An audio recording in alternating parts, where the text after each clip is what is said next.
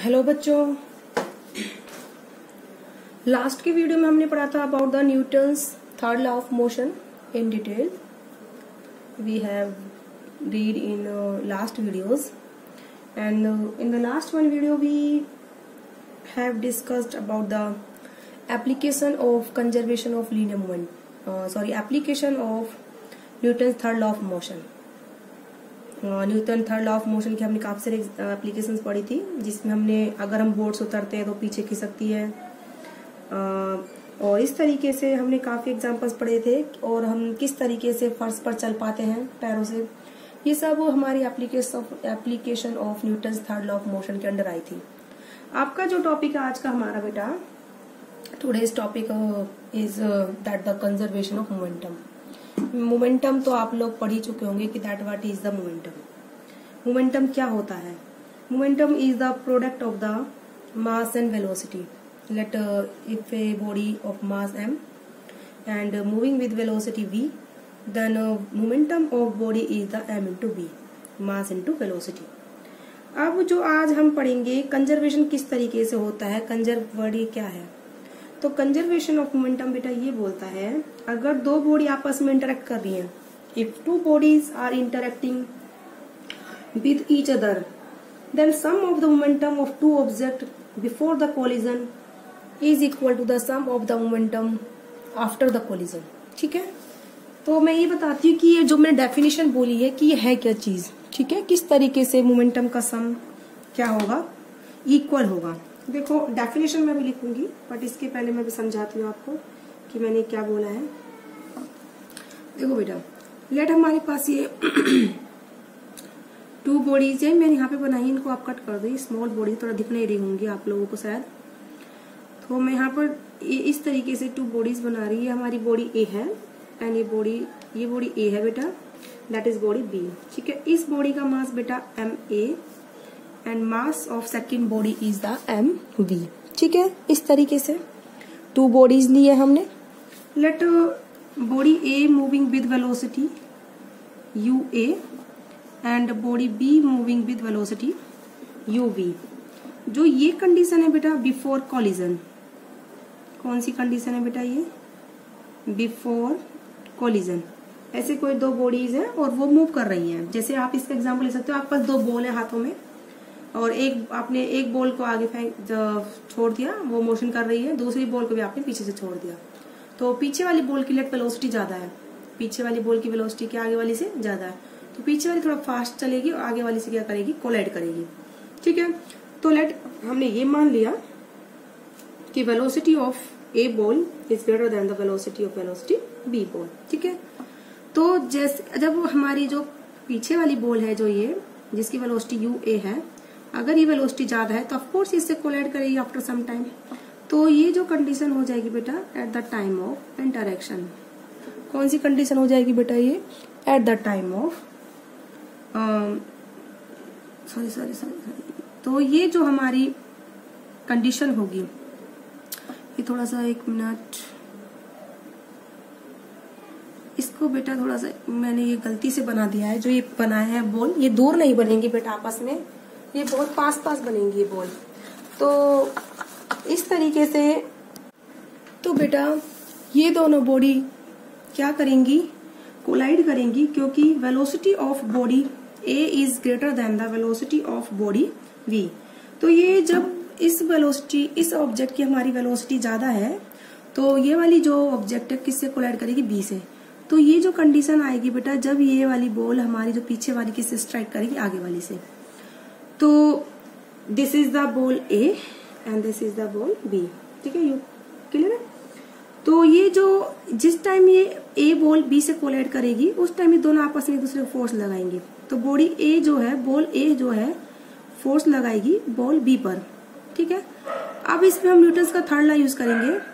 Body ए ने B पर force लगाया, तो न्यूटन्स का थर्ड लॉ बोलता है, if A object exert a force on another object. अगर कोई बॉडी या फिर ऑब्जेक्ट किसी एक ऑब्जेक्ट पर फोर्स लगाती है, अगर कोई ऑब्जेक्ट ए दूसरे ऑब्जेक्ट बी पर फोर्स लगाएगी, तो ऑफकोर्स बी भी क्या लगाएगी, ए पर फोर्स लगाएगी. इक्वल अमाउंट में लगाएगी. और अपोजिट इन डायरेक्शन क्या लगाएगी बेटा, वो फोर्स लगाएगी।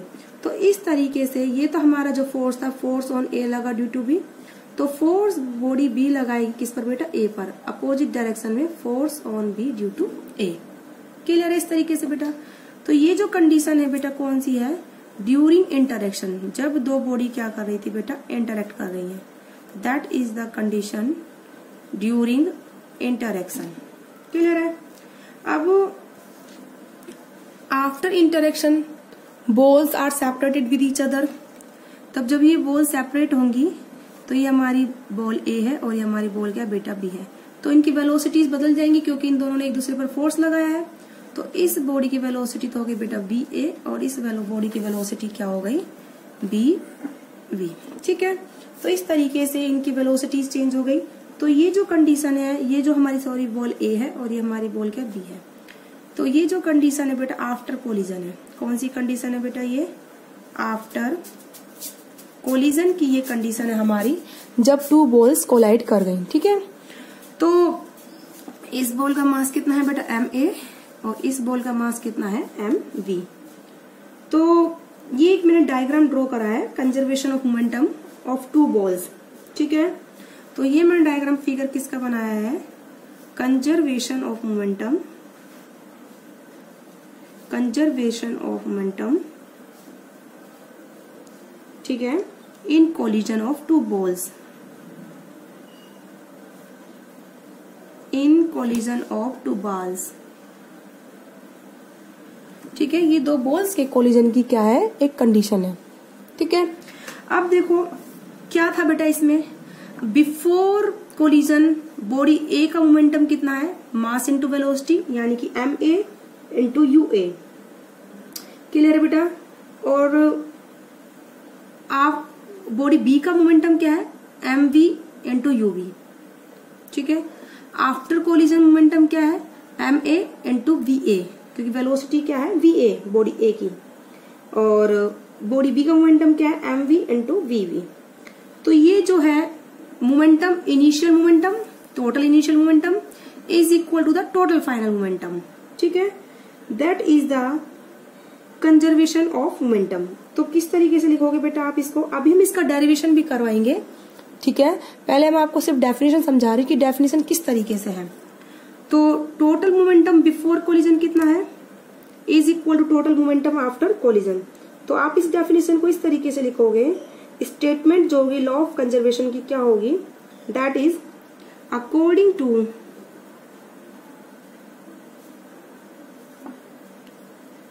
Law of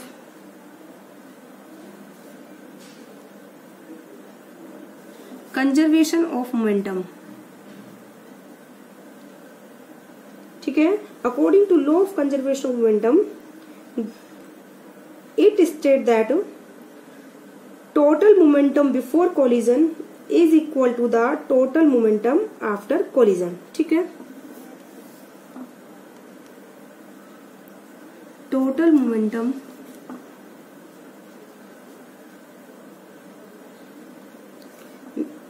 before collision, just a minute, total momentum of two objects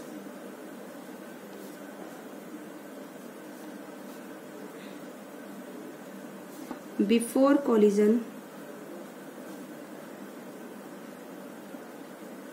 is equal to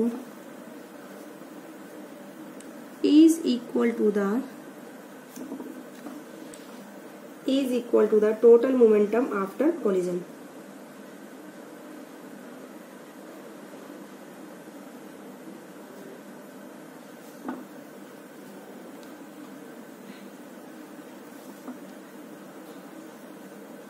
ठीक है, if there is no external force, if there is no external force, there is no external, या फिर आप ऐसे भी लिख सकते हो, if there is no external unbalanced force acting on them, that is the statement of conservation of momentum। तो जो मैंने बेटा डायग्राम बनाया है ये किस यूज में आएगा, जो मैंने डेफिनेशन लिखवाई है इसकी मैथमेटिकल फॉर्म भी आप लिख सकते हो। मैथमेटिकल फॉर्म कैसे लिखोगे, देखो इस डेफिनेशन मैंने लिखा है बेटा, according to the law of conservation of momentum, total momentum of two objects, ये दो ऑब्जेक्ट्स है हमारी, टोटल मोमेंटम बिफोर कोलिजन कितना है बेटा, देखो total momentum before collision is equal to the total momentum after collision.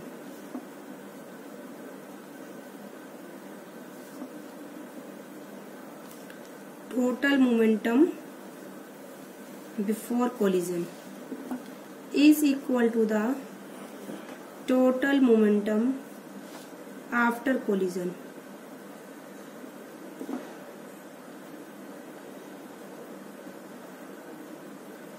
ठीक है, ये डेफिनेशन बेटा ये बोलती है।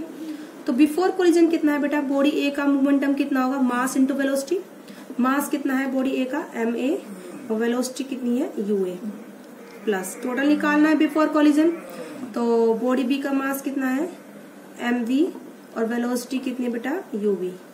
तो ये बिफोर कोलिजन दोनों बॉडीज का मोमेंटम हो गया, हमने दोनों को ऐड कर दिया, सम कर दिया, तो that is the total momentum before collision.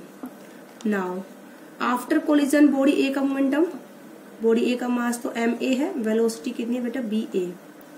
Similarly body B का मास कितना है mv और वेलोसिटी कितनी है vb। That is the total momentum body A and B का हमने सम करा after collision. This is the theoretical form and that is the mathematical form of conservation of momentum. तो इस तरीके से ये बेटा क्या हो गई, एक मैथमेटिकल फॉर्म हो गई किसकी, कंजर्वेशन ऑफ मोमेंटम की। तो आई होप आप लोगों को समझ में आई होगी कि किस तरीके से हमने कंजर्वेशन ऑफ मोमेंटम को हमने करा। अब इसके एग्जाम्पल्स भी हैं बेटा काफी डेली लाइफ में, हम इसको डेरिवेशन भी करवाएंगे कंजर्वेशन ऑफ मोमेंटम का, ठीक है।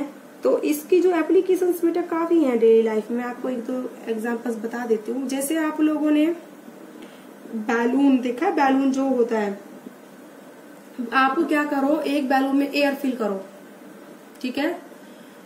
जब उसको आप हवा से भर दोगे उस बैलून को, उसका फिर एक सिरा आप पकड़ लो, ठीक है, जहां से आपने हवा भरी है। तो जब बैलून आपके हाथ में है और उसके अंदर जो एयर है वो दोनों ही बेटा क्या है, रेस्ट में है, वो दोनों ही क्या है, रेस्ट में है, क्योंकि बैलून आपके हाथ में है, उसके अंदर एयर है, वो भी रेस्ट में है। जैसे ही आप छोड़ोगे बैलून को, तो आप कभी नोटिस करोगे जो हमारा बैलून है किस डायरेक्शन में मूव करता है। जब वो जो बैलून है हम उसको अपने हाथ से छोड़ते हैं, लीव करते हैं अपने हाथ से, तो जिस डायरेक्शन में एयर निकलती है, हवा निकलती है धीरे धीरे बैलून की, ठीक है। आप उसके जो सिरा है जिससे आपने हवा भरी है उसको आप बांधो मत किसी भी चीज से, उसको सिर्फ पहले हाथ से पकड़ो फिर उसको छोड़ दो। तो जो हवा निकलेगी जिस डायरेक्शन में अंदर जो बैलून के अंदर जो एयर थी, जो वो एयर बाहर निकल के आएगी, उसके अपोजिट डायरेक्शन में क्या मूव करता है बेटा, बैलून मूव करता है। तो ये जो है बेटा एक एग्जाम्पल दिया है मैंने कंजर्वेशन ऑफ मोमेंटम का। तो मैं एक एग्जाम्पल यहाँ पे लिख देती हूँ, example of conservation of momentum, ठीक है। तो क्या एग्जाम्पल दिया बेटा मैंने,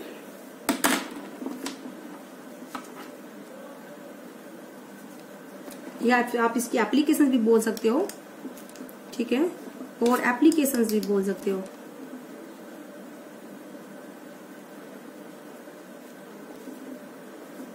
ठीक है,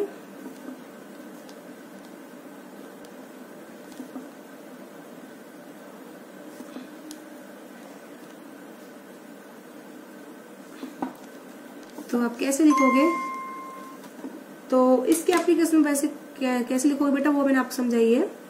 when A balloon filled with air,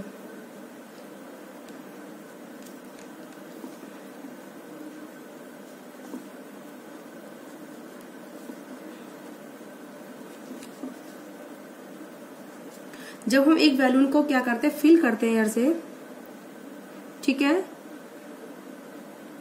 तो इसको आप इस तरीके से लिखोगे, when A balloon filled with air, जब एक बैलून को हम एयर से फिल करते हैं और उसके बाद उसको क्या करते हैं बेटा, हम लीव करते हैं, यानी कि उसको जब भी आप उस, जैसे देखो आपके जो बैलून है उसके अंदर एयर है, तो वो एक सिस्टम हो गया पूरा। तो बैलून और एयर, इनसाइड द बैलून जो हमारी एयर, वो एक पूरा सिस्टम हो गया बेटा, ठीक है। तो जो सिस्टम है वो क्या है, रेस्ट में है। तो क्या लिखोगे आप, when balloon filled with air, तो बिफोर रिलीजिंग, जब तक हमने उसको अपने हाथ से रिलीज नहीं करा है, before releasing balloon and air are in rest, दोनों ही कैसे होते हैं बेटा, रेस्ट में होते हैं। तो इनका इनिशियल मोमेंटम कितना होता है, 0, टोटल इनिशियल मोमेंटम क्या होगा, 0। अब जैसे ही हम उसको क्या करते हैं, बैलून इज सेट फ्री,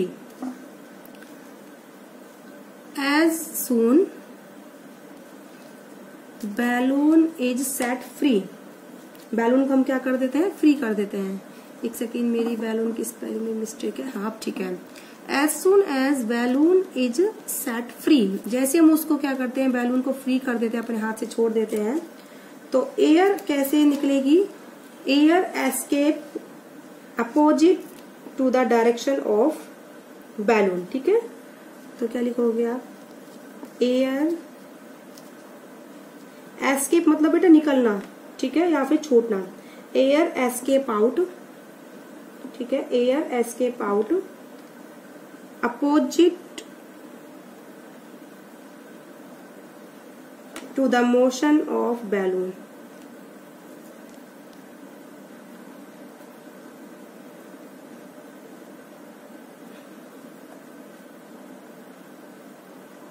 ठीक है, तो जो एयर है बेटा वो हमेशा बैलून के क्या बेटा, अपोजिट में क्या होगी, बाहर निकल के आएगी। तो that is the application of conservation of momentum. और भी इसकी आप एप्लीकेशंस ले सकते हो, जैसे आपकी जो गन है उसको जो आप फायर करते हो, ठीक है, तो जैसे आपकी जो गन वो शोल्डर पे होती है, जो बुलेट होता है उसके अंदर रेस्ट पे होते हैं दोनों बिफोर फायरिंग।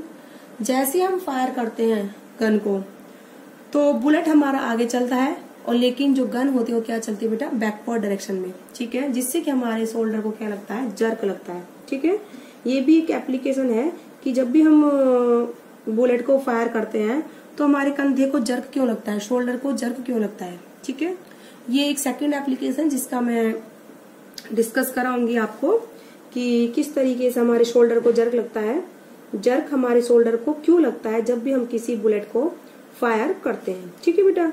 अब आज की वीडियो में इतना ही, applications of conservation of momentum, एक एप्लीकेशन कराई है मैंने इसकी, और की कंजर्वेशन ऑफ मोमेंटम बेटा क्या होता है।